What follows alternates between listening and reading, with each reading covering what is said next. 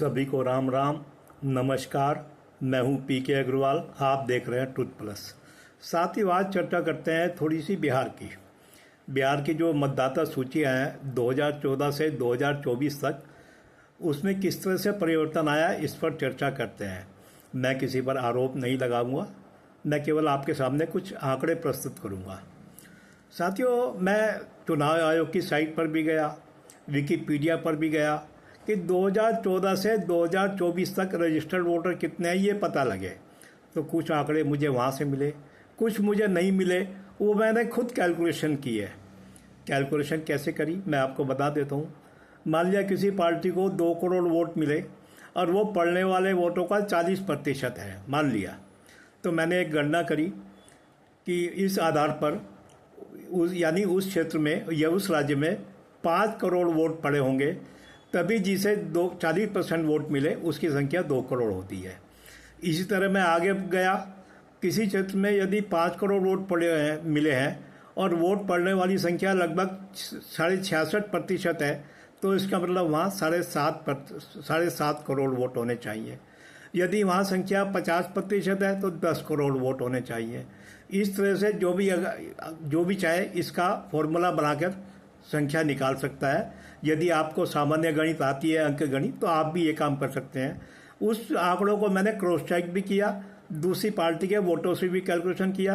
तो इस तरह से 3 तरह से मेरे पे आंकड़े आए हैं। लगभग इनमें हो सकता है थोड़ा फर्क हो, 1-2% का फर्क हो, लेकिन समझने के लिए काफ़ी है। तो पहले बताता हूँ 2014 के लोकसभा चुनाव में, ये चुनाव आयोग का आंकड़े के अनुसार वहाँ पर लगभग 6 करोड़ 37 लाख वोट रजिस्टर्ड थे। ध्यान रखें, 6 करोड़ 37 लाख। उसके बाद 2015 का विधानसभा चुनाव आया, वहाँ पर 6 करोड़ 62 लाख वोट रजिस्टर्ड थे। यह आंकड़ा मैंने उठाया है, शायद विकिपीडिया से उठाया है। यानी 1.5 साल में 25 लाख वोट। अब ये सामान्य बढ़त है या असामान्य है, इस पर मैं कुछ नहीं कहूँगा, आप सोचें। याद रखें 2015 में नीतीश जी बीजेपी के साथ गठबंधन में नहीं थे, वो आरजेडी के साथ चुनाव गठबंधन में गए थे और उन्होंने चुनाव जीता था। 2015 के बाद 2019 का आंकड़ा फिर ये चुनाव आयोग से लिया है मैंने। 7 करोड़ 12 लाख वोटर थे, यानी 5 साल में 50 लाख वोट लगभग साढ़े तीन साल में 50 लाख वोट बढ़ गए थे। ये आपको आंकड़े बता रहा हूँ मैं।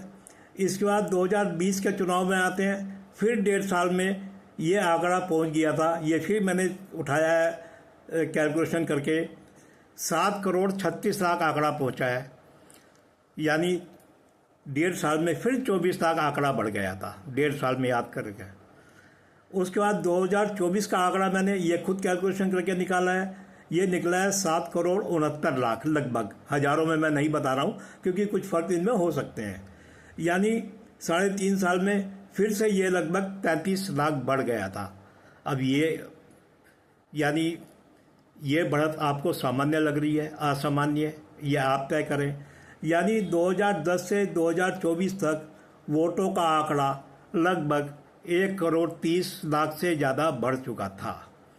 आप जब जानते हैं 2024 के चुनाव में भारत में लगभग 99 करोड़ वोटर थे, जिसमें से बिहार का आंकड़ा 7 करोड़ 69 लाख आया है। अभी हाल में जो इंटेंसिव रिवीजन चल रहा है उस पर भी 2 तरह के आंकड़े बता रहे हैं। कई बता रहे हैं बिहार में 7 करोड़ 90 लाख वोटर हैं, कई बता रहे हैं 7 करोड़ 60 लाख वोटर हैं। अब ये आप समझें कि 10 साल में 1 करोड़ 30 लाख का आंकड़ा, अब ये कैसे बढ़ सकता है, ये आप कल्पना करें, आप सोचें। मैं किसी पर आरोप नहीं लगा रहा हूँ।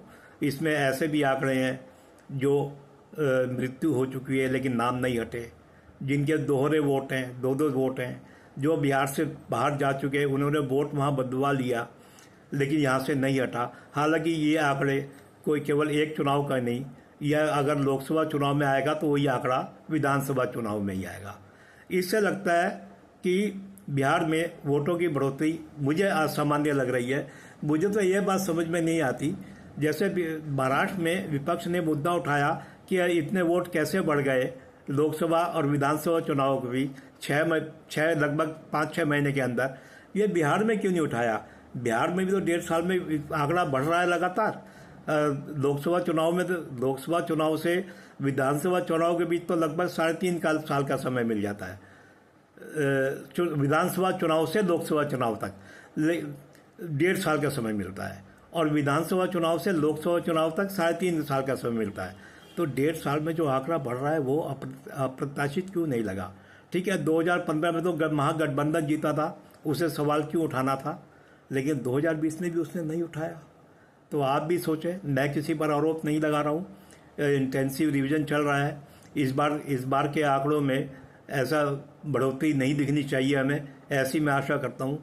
तो इससे आप तय करें, मैं कोशिश करूँगा और राज्यों के आंकड़े भी, जैसे महाराष्ट्र के आपके सामने या उत्तर प्रदेश सबसे बड़ा राज्य, उसके भी आंकड़े आपके सामने रख सकूँ। मैं ऐसा प्रयास करता रहूँगा। तो आशा है वीडियो आपको पसंद आया होगा। वीडियो पसंद आए तो वीडियो को लाइक करें, शेयर करें, चैनल को सब्सक्राइब करें। फिर मिलते हैं अगले वीडियो में। धन्यवाद।